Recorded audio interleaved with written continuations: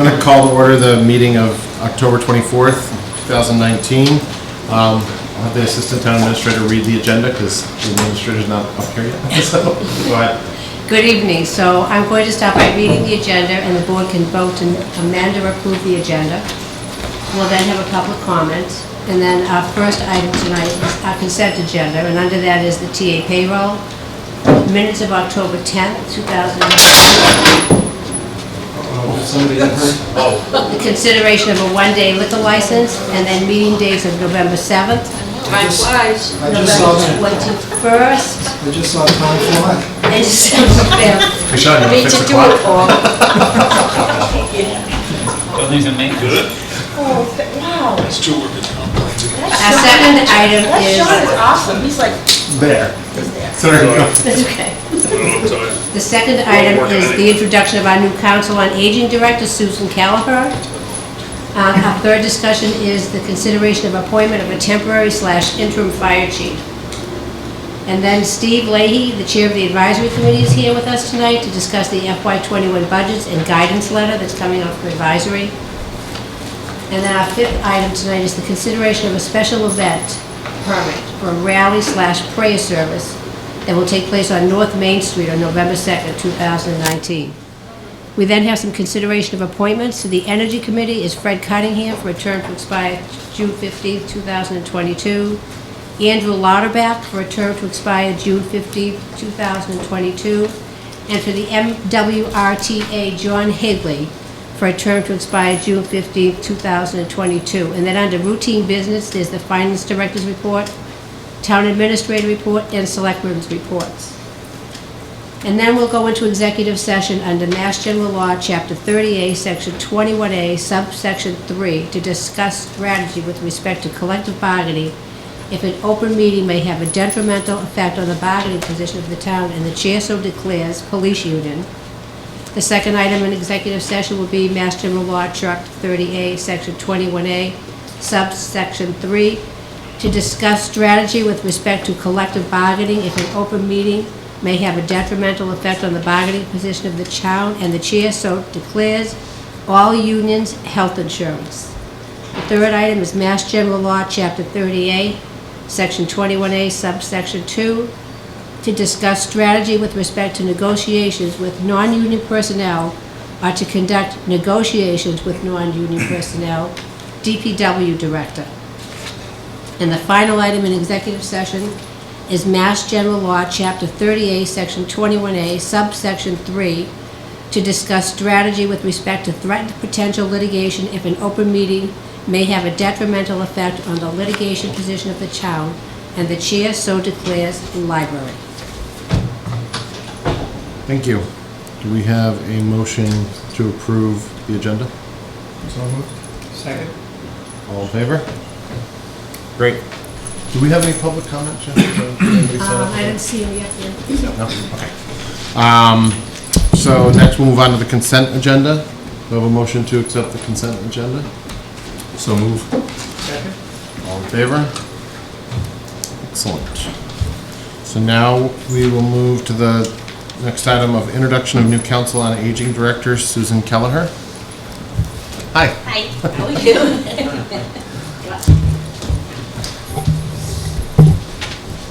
David, do you want to? Yeah, I don't see anyone from COA right now. Were you expecting anyone? Okay. No. So this is the end of the first week for Susan, right? Your fourth day. Yeah. She'll be back for day 5. Yes? I think so. They didn't take the key away yet, so. Do you want to tell a little bit about yourself? Yep, so I'm a resident of Walpole. I recently have come from a health center in Dorchester, and part of my responsibility there was to promote the PACE program, which is a program for older adults. And so I've done a lot of community work, nonprofit experience since I've been younger, and I'm really looking forward to coming here and doing some really good work. I was at a conference today that was about reframing aging, so I think there's a lot of potential and a lot of opportunity to work in the town and do an age-friendly community as well as dementia-friendly. She's been working with Libby Yon on getting acclimated, and Addie Mae Weiss, right? Yep, and Nan, the program, the case manager. Right. There's a little bit of reorganizing that might be going on down there as they try to squeeze out an assistant position by combining some of the smaller positions. So there'll be more news on that later. Yep, and feel free to stop by and say hello and introduce yourself, and we're looking forward to working with all of you. Yeah, thanks, Susan. Can I say how welcome, Thank you. Go ahead, you do it. how welcome you are, and how important the seniors are to us, both as a board and as a community. And we're hoping and praying that you will be able to build on everything that was done by Karen Jewell before you, and carry it to new heights and new programs and new activities. Very much appreciate your joining the town of Sherborn. Thank you. Welcome. Thank you. Yeah, Libby asked me to welcome you. She couldn't be here tonight because of a family wedding activity. Yes, I know. Well, hopefully the weather will be nice on Saturday. She So. lost out to her daughter's wedding. So. Yes. That is a little important, so.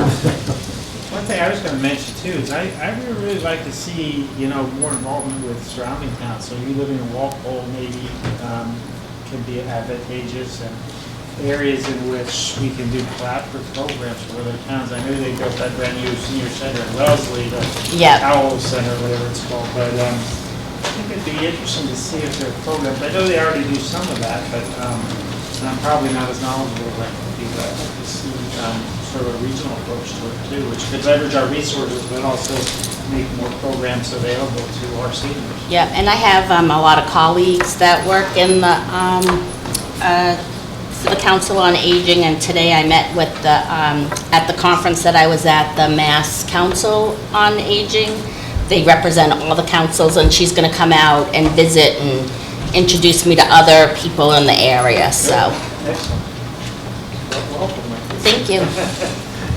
Thank you. Thanks. Please let us know if there's anything we can do to help. Okay, thank you. Thanks, Susan. All right, the next item on our agenda is discussion, consideration of appointment of temporary interim fire chief. On October 15th, there was an internal posting for the temporary interim fire chief that was posted at the fire department and on the town hall bulletin board. This is because, as everyone knows, just to say it though, that Chief Kenny has resigned and he's leaving in November. So this was so we could have somebody fill in until we have time to analyze the fire chief position and what's best for the town going forward in that position, and not rush into filling it on a permanent basis. So I guess we'll start the discussion up here. David, we had 2 candidates submit, is that? Yeah, we posted it for 7 days internally, and it was specific to internal posting only. And we received two communications, letters of interest for the position. And then what they submitted is in your packet.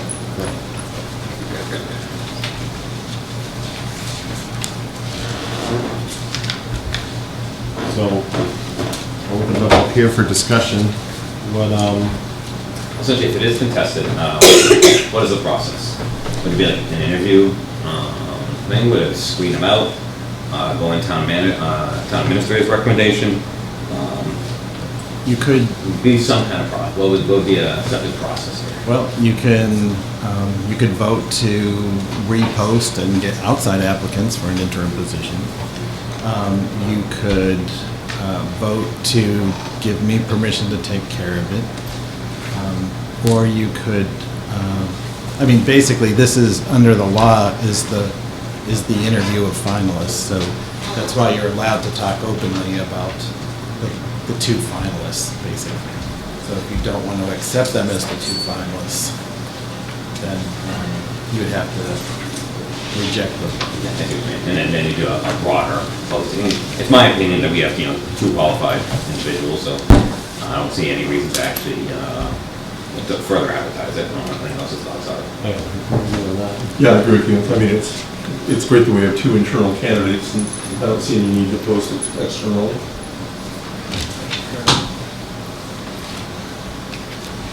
I mean, is this the interview now? Yeah, do we- Fair, you know what I'm trying to say? That seems,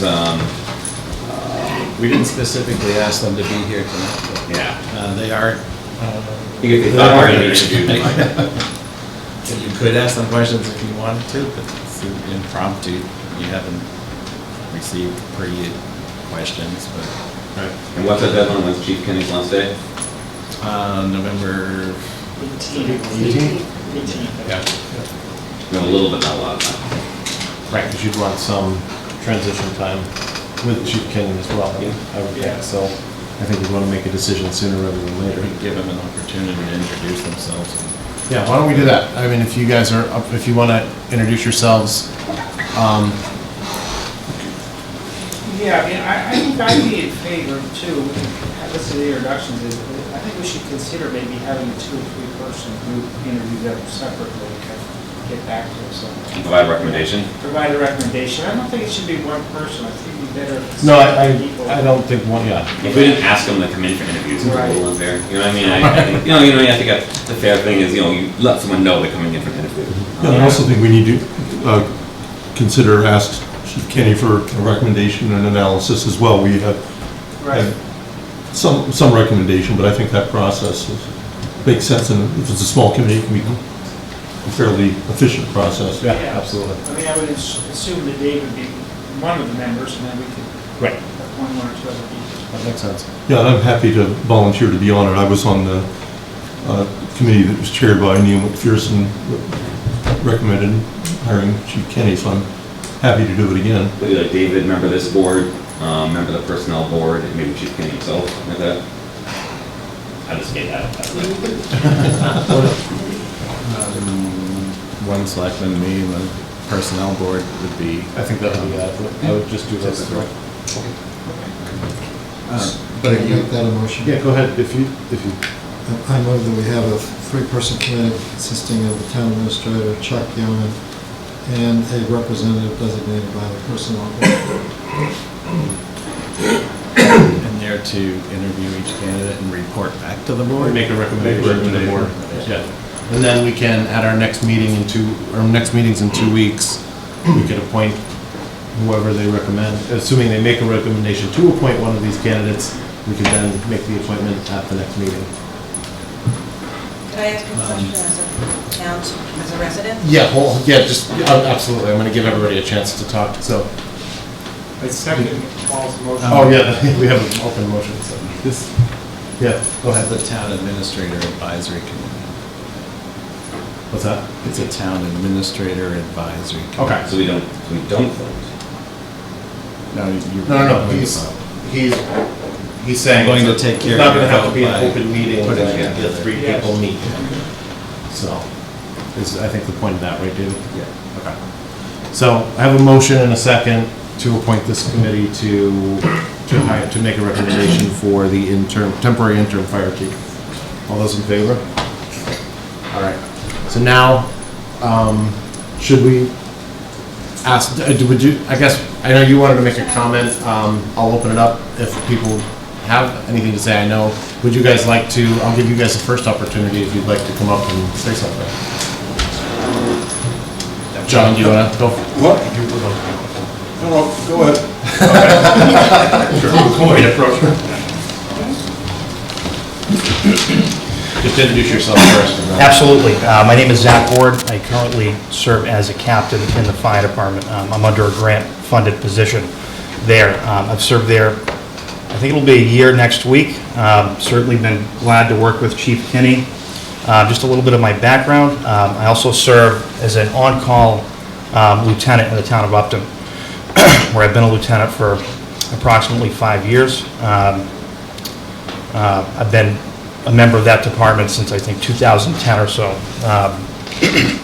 Again, I've worked here with Chief Kinney for the last year. It's been great. Certainly learned a lot on the administrative side of the department. I'm also certified to the Fire Officer 3 level, which is the highest level of fire officer certification that's allowed that is in Massachusetts. There's a level 4 nationally, but Massachusetts only provides up to level 3. I've also been an EMT. Again, just a quick little bio, but I'm certainly happy if given the opportunity to help move the fire department forward to its next leader. Thank you. Thank you. John? All right.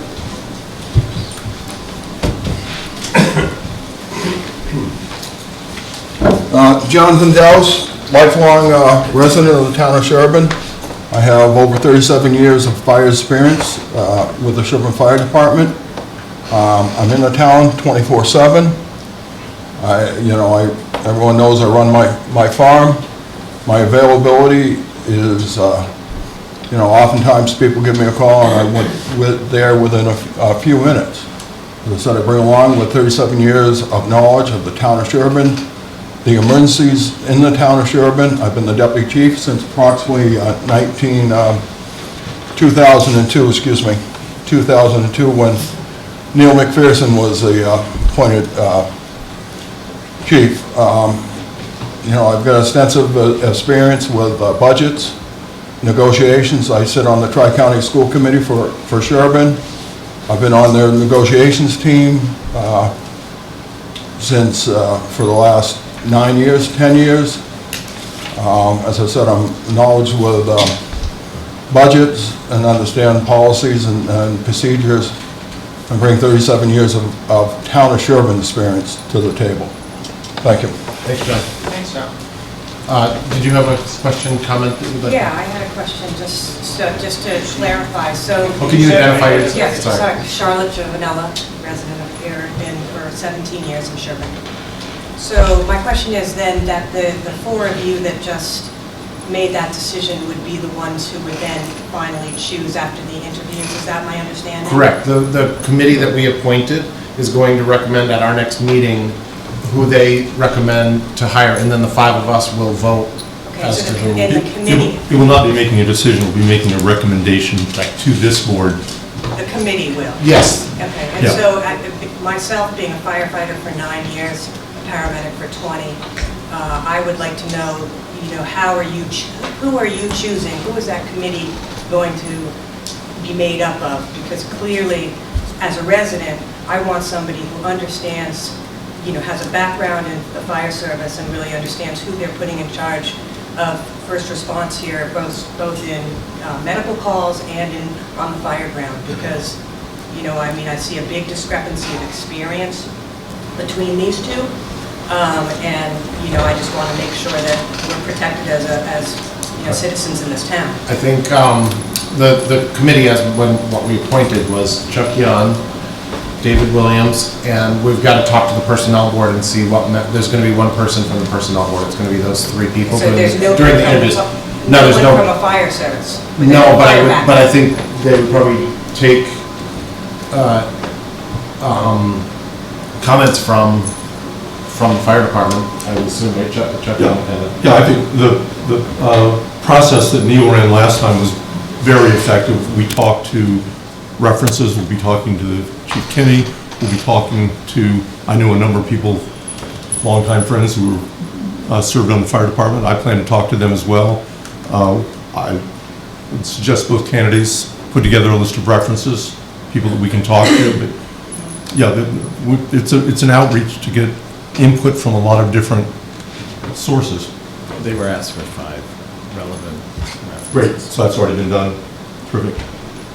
If I could just add to that this is only a temporary, short-term appointment.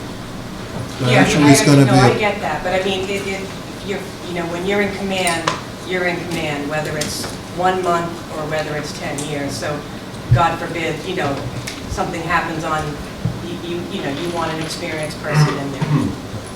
Neil, did you have a comment? So a couple comments. Having run the fire chief selection committee twice in the past, having worked in the fire service about 30 years, and done many assessments on it for many different towns, participating as a result of my employment in another fire department. I would say to you that I think that you were missing a major point by not having a technical matter expert. The subject matter expertise is critical, as Charlotte is pointing out here.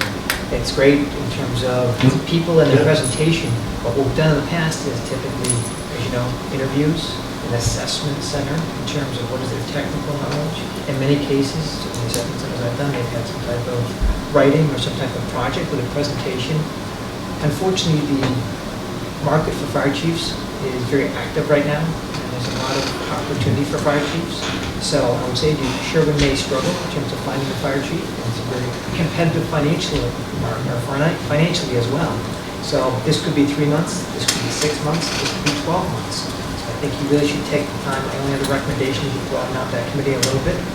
Typically, someone for public safety. I would think there should be a member from the public safety committee who's part of this. And typically, there's some other person from the town. In many cases, it's the police chief or someone else who is one of the department heads who participates in these types of processes. So just some thoughts for you. I think the recommendation of having somebody from the fire department, Neil, you've probably heard me several times say how good I thought the last process was. Are you willing to be a fourth member on this committee? One thing also, another person to consider, as you said, from public safety, Michael Goldstein could potentially also be somebody who, as head of the public safety committee, and I think Andy's a member of the fire department, is something we could have, or Neil, if Neil's willing to do it. Even another candidate would be Mark Roach. I won't be happy for me saying that, but Mark won't help out. I would be willing to step up, and I think he's an excellent person. He's in Newland right now. He's a captain with 30-plus years of experience. Okay. Do we have interest in adding a professional member? I think we can decide. Yes, I agree with the suggestion that she made, and it's been seconded. So, and I also like the idea of Mark Roach. I also like the idea of the experience that you bring. You want to serve on it. So, I'm on board with that. I think then we can offer David to make the final decision there. We can get back and input and ideas of who we like, and he can see who's available and what have you. Yeah. I think it's hard to appoint somebody who's not here, so it's like, so I think we will kind of leave it to David to add one member to the committee that has the technical expertise. I don't, if you want a recommendation on next meeting, I don't know if it's time to really do an assessment. It'd be more difficult, maybe depends on technical, and maybe a practical. Yeah. So do we need to make another motion, or is that good? Okay. It is a town administrator group, what we call it, but Do we have any other comments or questions from the public? If not, then we can move forward with, David will get that rolling immediately, and he'll be in touch with both of you to, oh, sorry, go ahead. Yes. One of the things that I have concern about is dragging this out. If this is drug out, not next meeting, I mean, I'm technically done November 18th, and that would in essence leave no transition time or time for me to turn over whatever I need to turn over or do. So, you know, if we're going to put together an interview panel, or there's going to be a panel, and you get a, you know, an expert, industry expert, that's great, but it does need to happen.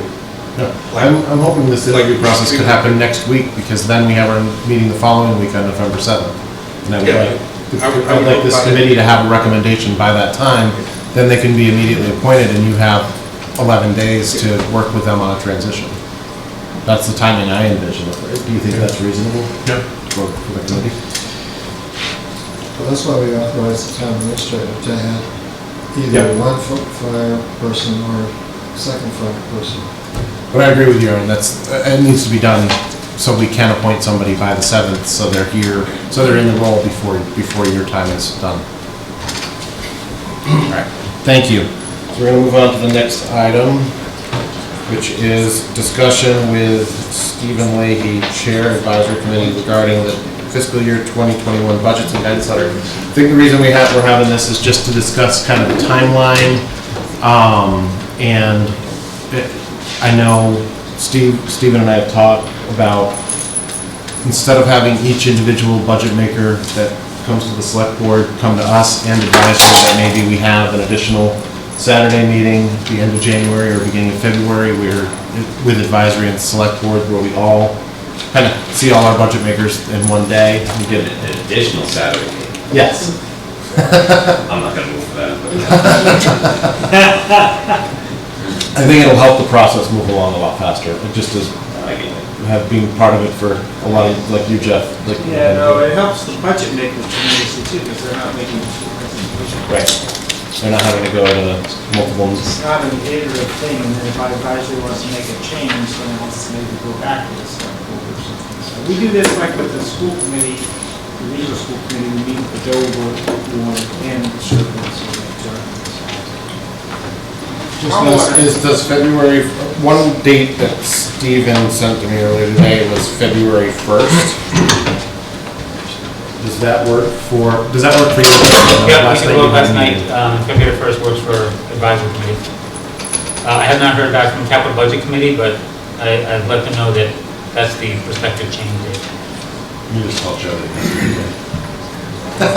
Kind of. That works for me, but it's also a Groundhog Day. Double whammy. Oh, you can do double duty. I'll get you a tough hat. It's also Super Bowl weekend. Like most of our meetings, we can just It's say the Saturday. same thing Super Bowl's over and on over Sunday. again. Sean? Question from a budget maker. Yes. I was just gonna reduce the amount of times we gotta sit. I was in front of- You're gonna come, right now you come to us, then you go and do the same exact thing to advisory. Multiple times. Last year you were there multiple times. This is gonna be one Saturday where we're both gonna be there and we go through your budget one time. Now, And then you'll have another And you Saturday. think I won't have gone a month? No, actually, can I? Hey, Sean, stay within guidance and there won't be a problem. That's, We can keep that's a that. super idea, I'll try that. That's a good idea. I'll bring that on Saturday. That may be your lowest blow of the year so far. Couldn't help it, sorry. I guess the floor is up. So I'm Steve Leahy from Advisory Committee. I have two fellow members of the committee here with me. We are not formally in session, so we're not having any formal debates here, but we're happy to. I'm here to really discuss a little bit of recap of last year and what we're thinking about philosophically going forward. Our guidance, we have one more meeting next Wednesday, the 30th of October, at which point we'll finalize our guidance, write it up over the weekend. My goal is to have that guidance in the budget maker's hands in 2 weeks' time. Great. If I can kind of go back and do a quick little recap. Actually, I think last year worked out pretty well. We are very appreciative of all the department budget makers. They worked really hard to keep their budgets in line. We ended up, while many citizens paid a little bit more in taxes overall. The tax rate, which is something critical, we think, to the town's long-term economic health, was decreased. And therefore, if you paid more in taxes because your assessed value actually went up a little bit. I think assessed values are somewhat correlated with market values, which they are. That's probably a good thing for one of the major financial assets that most people in this town have. We have seen over the last number of years a trend of lower tax rates and improving home values, which is, again, kind of one of our overriding key metrics that we're paying attention to. As far as other things that we pay attention to, last year the Planning Committee came out with their master plan for the town of Sherborn, which is an excellent document. For any of you who have not read it, I advise that you do. Specifically to us, the Economic Development Plan and section of that Planning Committee document really reiterated the need to keep spending in check, do our darndest to keep the tax rate low and make this town economically competitive with surrounding towns to continue positive momentum in the town. Last year, again, due to the hard work of the budget makers, the town, the budget, we ended up giving, not tax relief, but there was more than $1 million of potentially taxable spending that the town needs to do that was not used. So sometimes that's called tax relief. I don't think it's tax relief because we didn't cut taxes, but it's another $1 million of spending that this town, the budget makers, did not end up spending, and therefore the town residents were not taxed on that $1 million. That's a healthy chunk of change on a 28-point-something million dollar budget. That's a large percentage there. As we look forward, we note something that we wrote about last year as part of our annual town meeting. It does cost more to run a town every single year. It just does. Contracts go up, consumer price index goes up, union contracts go up, so it does cost more. And until this town takes some active steps to add to the number of tax-paying entities in this town, then the tax-paying entities who are here, we are all going to have to pay more for our taxes every single year. So we recognize that. Though the other part of that is we believe that if you're going to have to pay, $10,000 in property taxes on your home, you're probably better served to be paying 1% on a $1 million assessed home than 2% on a $500,000 assessed home. Right there, if the value of your significant class is higher, you're probably better served. Last year, I have no hard numbers yet because advisory does not, we haven't put out our guidance yet. Though we do think last year ended up working out pretty well, again, due to the hard work of the budget makers and department heads. Last year, our guidance was for a 2% increase in cost of living, so basically the salary lines, 2% increase, and we asked the departments to come back in flat on their operating budgets.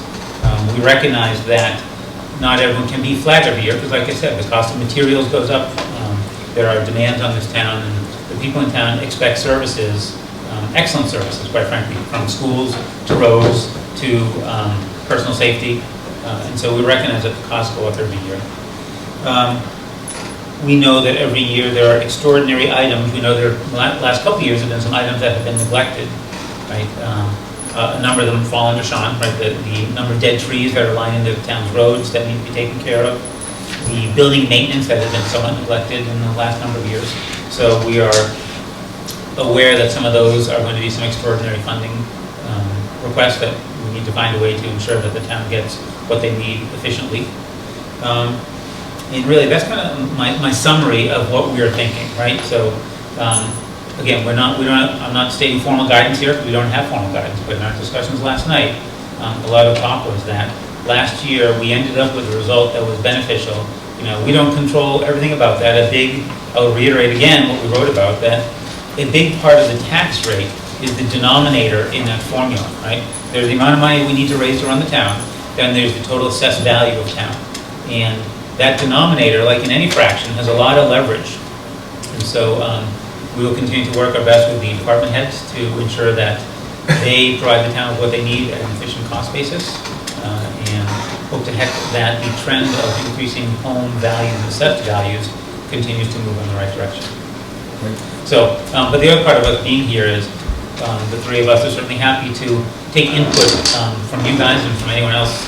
We do hold public meetings regularly every 2 weeks. Last night there were two people in the audience.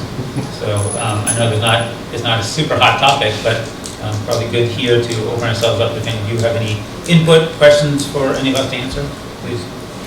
I think last year you guys did a great job. I mean, obviously we saw the result when we had the tax rate this year, and I think the nice change will be the trying to do that. I think for the budget makers and also not just the fact that it's going to save them a meeting time. I think to have a discussion with advisory and the select board at the same time. And capital budget. And capital budget makes sense, so we can kind of share each other's thoughts, because you guys see them separately than us. And then I know, Sean, you went through this last year. There was a lot of back and forth between you, like you went to advisory and you went to the select board, but we weren't in the same room talking about it. So I think that's another big reason to do this on a Saturday. Yeah, so specific to the idea of a Saturday morning with a number of the departments that fall into the select board, Sean, if we can get you guys in front of advisory, select board, and capital budget for a Saturday morning, are you going to end up coming back and meeting with us about some details? You are, especially you, right? You got a lot of one-off items. You a lot of coffee. Right, and we recognize that. But I think overall, by having that initial discussion with all the three committees at once, I think overall, it ends up saving a lot of hours of meetings for everybody, yourself included. So, And make sure it doesn't snow on Saturday the 1st. February 1st. So George? Yes. Can I say a few things? Yeah, go ahead. So like every year, I try to bring up the issue of no overrides. And there's two different kind of overrides. There's an operating override and there's capital overrides. The law says that those overrides can't go on the ballot without the Board of Selectmen voting for those to be on the ballot. And I want to encourage us all to do as few overrides as possible. Every override increases the tax rate to some extent. The fewer capital overrides we have, the better off we are. Certainly, there's no need for an operating override. We'll very much be opposed to an operating override. But in terms of capital overrides, I know we've gotten into this habit of having a list every year of 3, 4, 5, 6, 7 capital overrides. And each of those affects the tax rate. The fewer we have of those, the better off we are. So my 2 cents is, do what we can to avoid it. And one other comment is just sort of a technical comment. There's a state law. The state law says that all of the ride-sharing services in the state are supposed to pay every community 20 cents for every ride that originates in that community.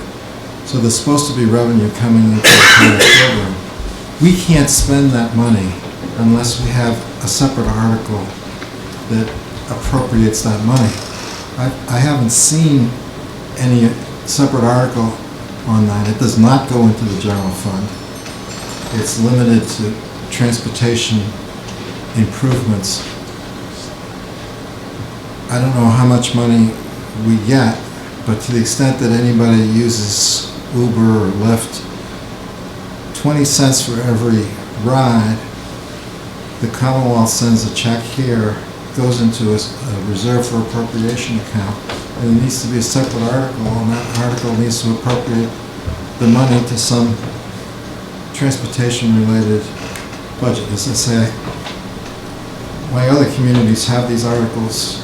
I haven't seen one here for sugar. So we're either not getting any money, or we've got a nest egg that's building up somewhere that we should apply in accordance with that state law. Sharon, you want to answer? Pete? Oh. Was that a question or a comment? Yeah, no, Heidi's aware of that. And this year we'll be putting it. There will be a warrant article for Yeah, that. there will be an article this year. The money is very small. Well, if we all start using Uber, we'll help that tax rate. Come on, people. We could maybe buy lunch with it. Yeah, yes, after Couple of Brewfest, bucks. you should be getting a good check from Brewfest. They're all from out of town. Willing to do our part, you know? Peter, did you have a comment? Yes, Peter Galatano, 107 Golden Street, citizen and advisory board member. To follow up on Paul's comment on the overrides, now that 40% of the select people are veterans of the advisory committee, I'm sure that they will help educate the rest of the select board how to use the capital budget for all of the large ticket items that, if not an override, chew into the tax rate or choose into other departments' budgets. And the select board controls about 60% of the budget. Sharon, is that? No, 25%. The schools are 70%. 70%. Yeah. Excluding the school. Right. So, we could use all the help we can get managing those funds, whether overridden or within the tax levy. And one of the things that I've spoken about on this board just to reiterate, is that as these developments are going in, we are going to see an increase in revenue. As one North Main there, that occupancy, we saw it with Abbey Road, and we see it, we're going to potentially see it, yeah, and stuff like that. I think that we'll probably get requests for expenditure. People are going to want positions, they're going to want things, and I think we should resist that. I think we try to keep as much as the status quo on spending as we can, and use that revenue to do two things. One, bring the tax rate down, and two, start paying off some of the burden of our OPEB retirement burden. Great. Jeff, I'm sure you have something to say. Well, I just, every comment that's been made, I agree with. The only thing I want to caution, this is going to be a really tight year, and I think it's going to be super challenging to duplicate what advisory did last year, because there are a number of things coming up that I'm aware of that are going to make it hard to. I don't think it's going to be likely that we can keep all budgets flat for operating expenses, for example. And we also know that we've got, in the next 5 years, I think we have to replace all 3 roofs on the 3 schools. I think 2, maybe 3. I think it's all 3, but there's a question of whether the excess and deficiency of the regional school system may pay for part of that. But so there's some expenditures coming up. For example, last year we usually buy alternating 1 police vehicle and 2 police vehicles. The next year we didn't buy any vehicles last year. So I'm just saying that I don't want to be Debbie Downer here or whatever, but it's going to be a really tight year, and we have a lot of things that are going to make it hard to replicate that. One of the things, in addition to not spending the $1 million that Stephen mentioned, we also only provided $300,000 in reserve fund for this year. So it's a very lean reserve fund. We've dipped into it. It probably was a good strategy, but there are risks to it if we have unforeseen things happen in the course of the year. So I think in the future that probably isn't a realistic number for an ongoing basis, but we'll have to see. So I support advisory fully, as you already know, and I think it's going to Just correct. challenge for all of us. To correct one of the things you said, 4 of the members have served on advisory. Paul and I both served on advisory. It's actually 80% of the board. So 80% of the board are advisory. And we blame that on all of our bad decisions. All of our good decisions are made by the one non-member.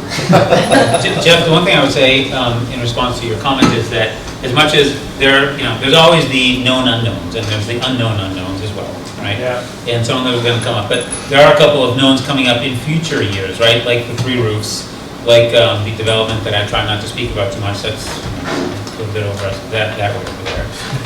So in coming years, we know there's going to be some big debt capital items coming up, and so we are conscious of trying to do what we can to recognize that in coming years when those budget items come due, and they will get tacked onto our budget for 20 or 30 years each time, right? So if we can find a little bit more wiggle room now here for quite frankly a few more cents on the tax rate lower now, we recognize that it's going to get filled in and used up by the big capital expenses that are coming down in the not too distant future.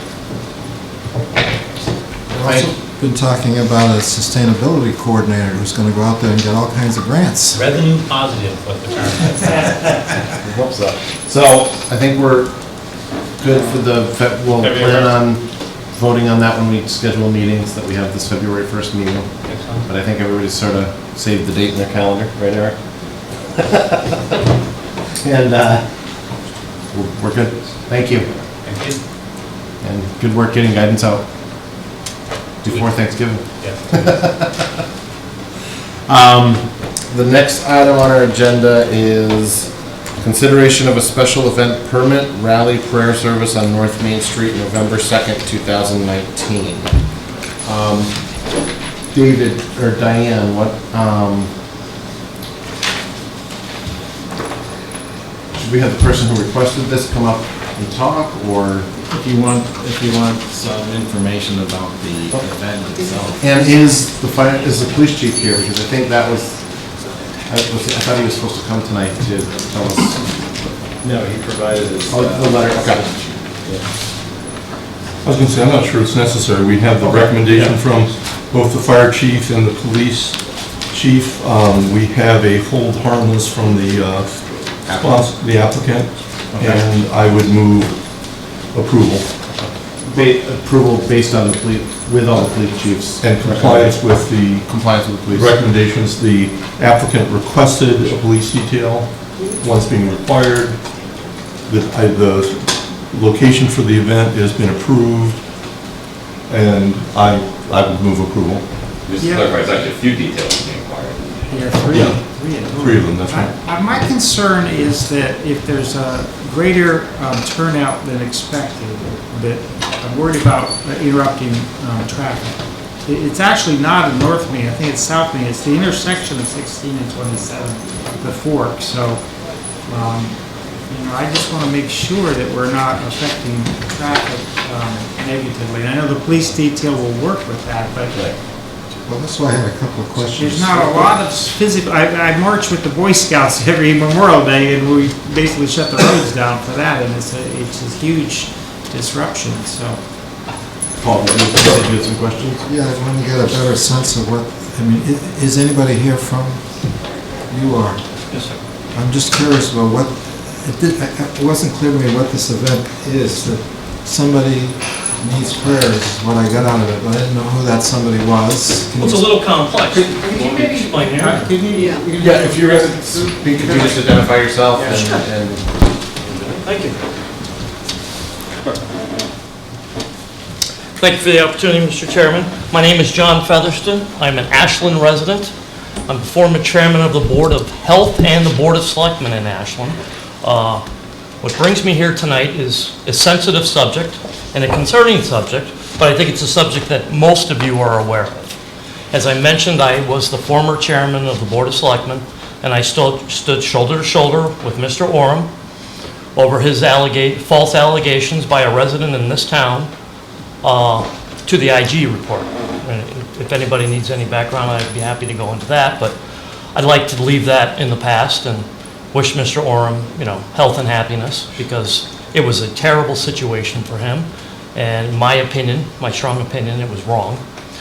From that has become a concern of mine where I've been kind of intertwined in it, because I stood up with Mr. Orem and worked with Daryl on that.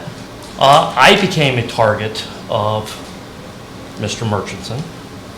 He targeted me on my radio program on WCRN, as he did with Kirk Minahan and Jerry Callahan, and essentially had them removed from the air because he did not like the grievances.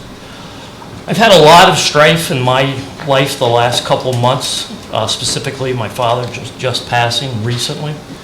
And it's a good way to put your life in perspective. Nobody, in my opinion, should ever be bullied. Nobody should ever feel harassed. There's three sides to every story. There's yours, there's mine, and the truth. It's not a good optic for Sherborn. It's not a good optic for Ashland. It was a horrible optic for WEEI and Intercom. It's become a bad optic for Barstool Sports. I could either complain about it, keep my head in the sand, continue to see family, friends, co-workers affected by it, or I could be part of change. I am not only as the former selectman and the former chairman of the Board of Health, I'm also a justice of the peace. I also hold 2 Governor Baker appointments, and I'm also a member of Rotary International. Just recently, it was my former club president. And I don't know if any of you are familiar with Rotary, but Rotary has something that they call the 4-way test. And if I could I pass a card out to each one of you so you could understand? I don't know if that's I think Okay. we were asking questions about Sure. what the... But I just wanted to give you background on what we want to do. No, I just want to get an idea of what the event is. So the event would be a prayer vigil that we would invite all parties that I mentioned to come together and kind of bury the hatchet, okay? Because I think it's time for everybody to move on. And we would encourage everybody to come, every citizen, every demographic, all is welcome. I, as a former public safety official, understand the concerns.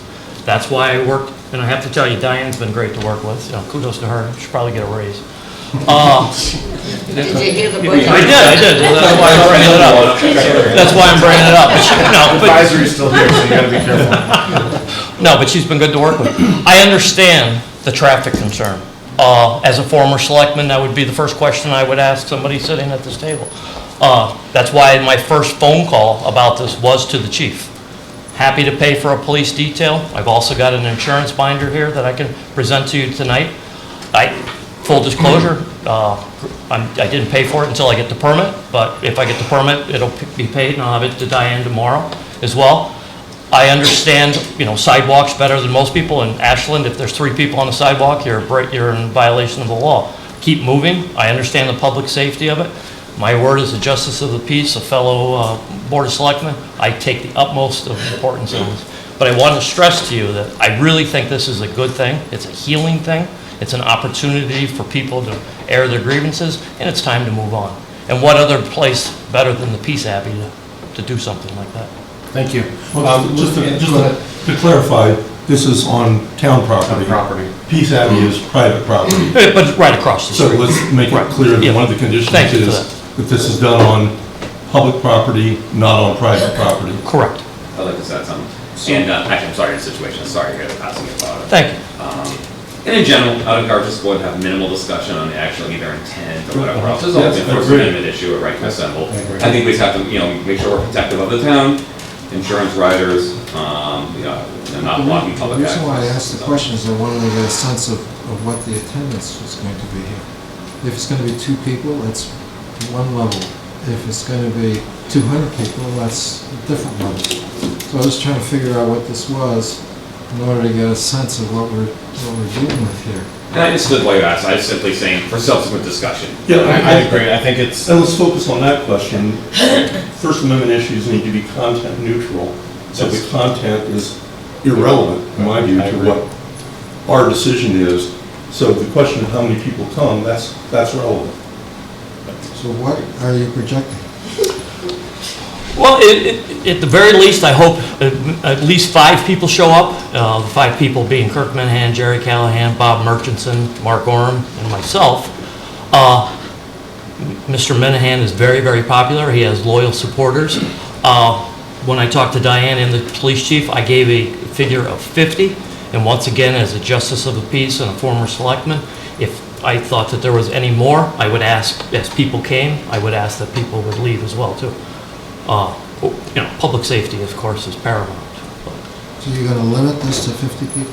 At the most, because as you gentlemen know better than I, the constraints of that area is probably not conducive for more than 50 people. okay, well, Chuck made a motion, and do I have a second? Second. Do we have any other discussion? If not, then sorry, Susie, did you have a comment? Yeah, Susan Tyler, I think you can hear me here. Susan Tyler on the Traffic Safety Committee.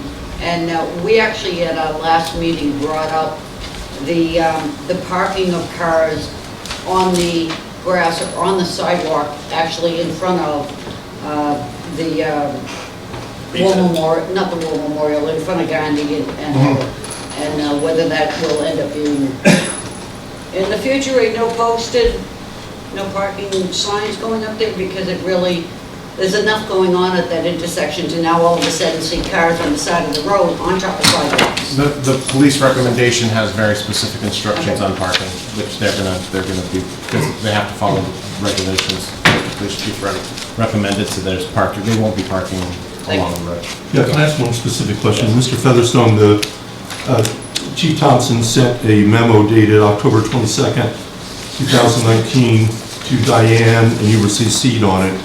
And it had 10 requirements in terms of police detail, the point I made about the private property.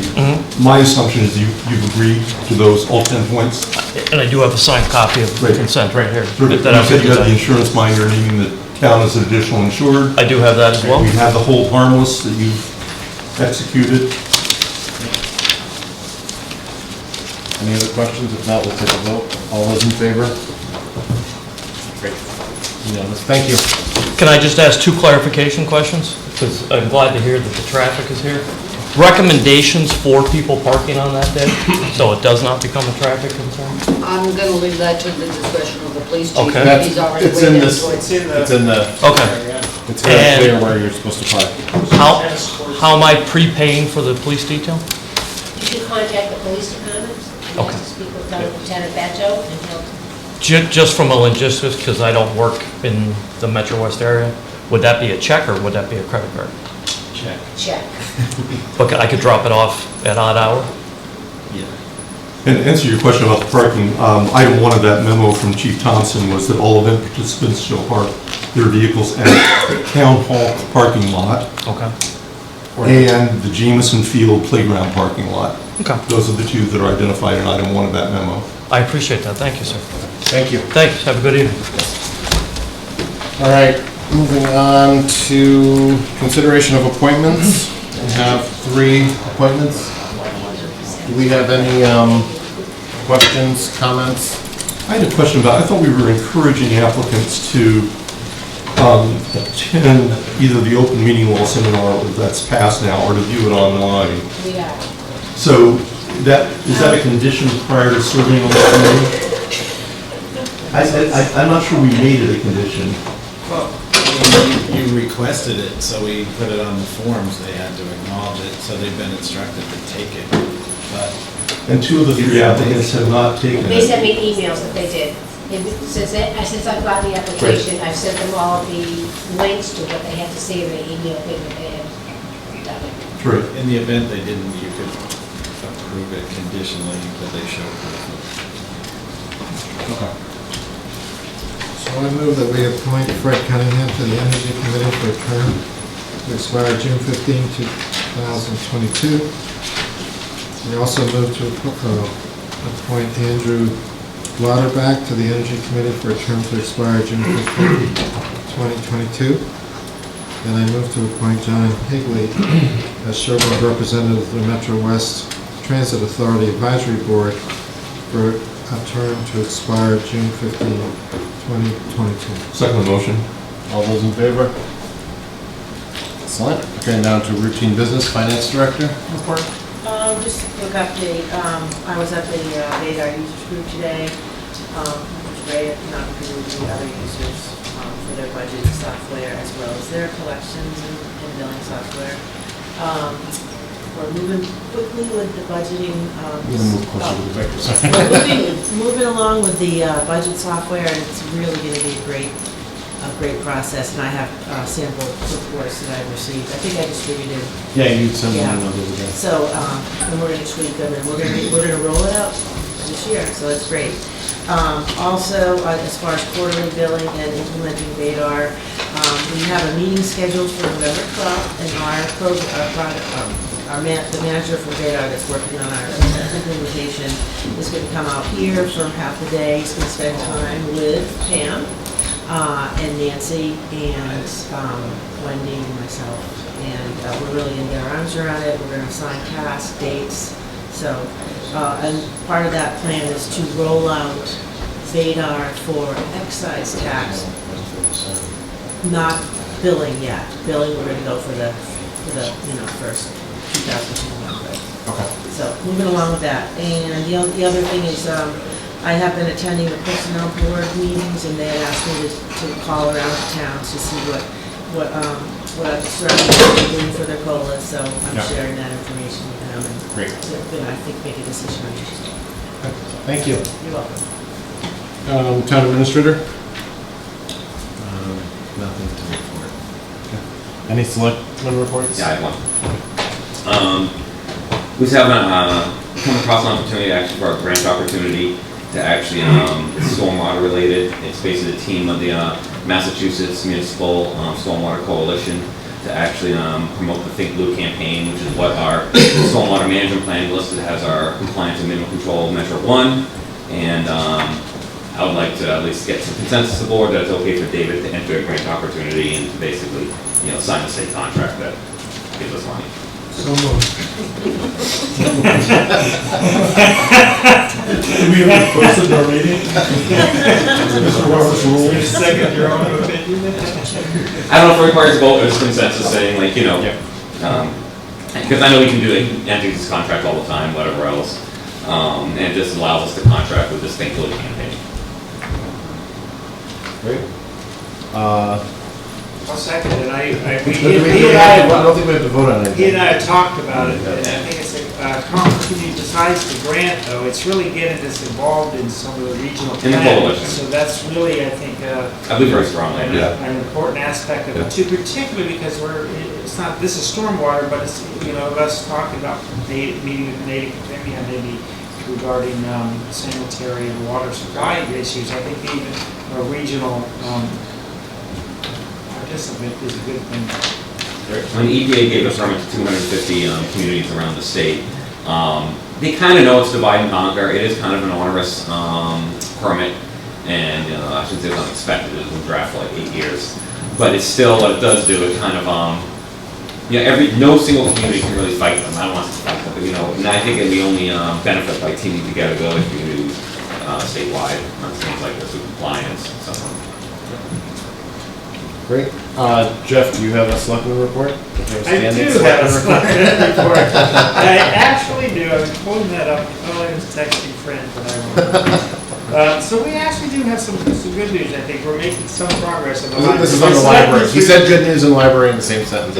I know. Well, I mean, it's things that are happening, I guess is how I phrase it. And John can correct me afterwards. So, are we talking brickwork? We're talking brickwork. Perfect. In fact, maybe the word is unbrickwork. Right. So we are working out the final details of the new installation of the brick. We've got the surveyor's results, and they have to sort of split the differences I described it before and come up with a adjusted design for the new brick. But it's likely or probable that next week they'll start demolishing the existing brick. So there'll be some activity shown, even though it's appeared to be negative activity. In a way, we talked about it on our call today, is that it's a positive because part of the reason people see it as backwards, but we're not accepting, we've had a delay, we're spending more money than we originally anticipated.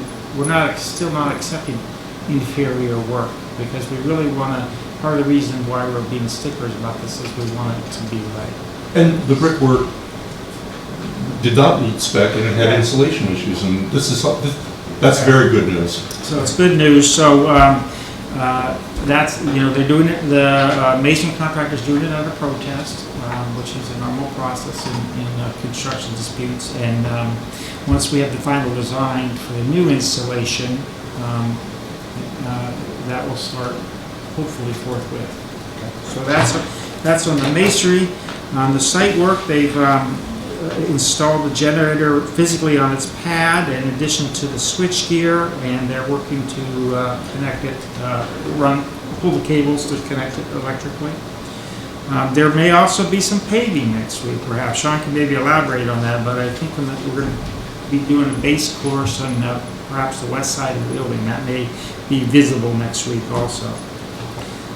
And we've been meeting extensively still with a small stag group, we call it, select group of 5 or 6 people working 2 to 3 times or 4 times a week now on some of these issues. So we're making some progress. We still have some significant challenges, but there will be some visible things that people can see this week. Sean, do you want to add to that?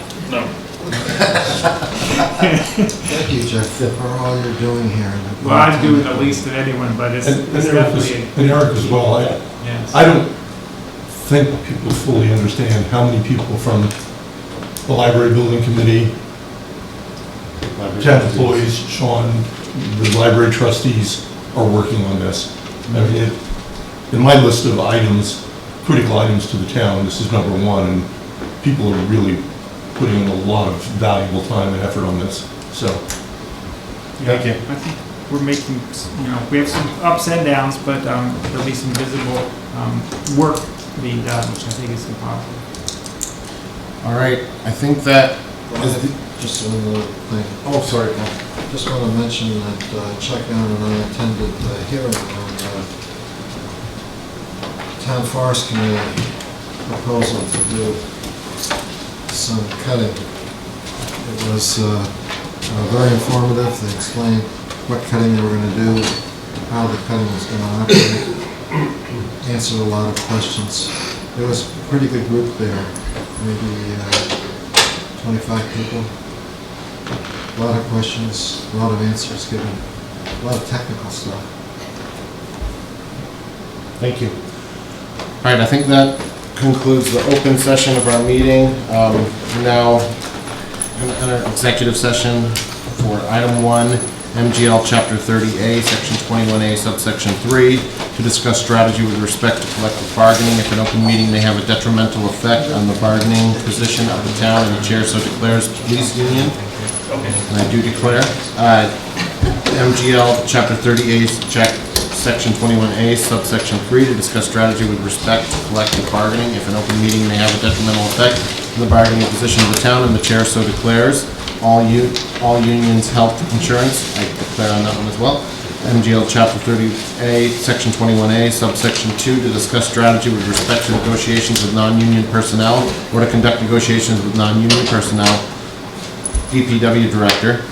Item 4, MGL Chapter 30A, Section 21A, subsection 3, to discuss strategy with respect to threatened potential litigation. If an open meeting may have a detrimental effect on the litigation position of the town and the chair so declares, library, I do declare.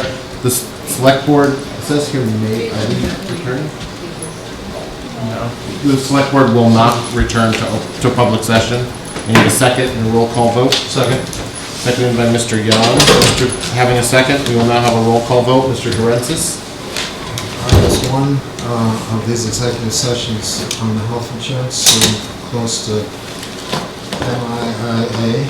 Okay. And can assist the board with regard to MIIA, but I don't think I should participate directly in that, so I can't vote for the motion because all 4 are together. Okay.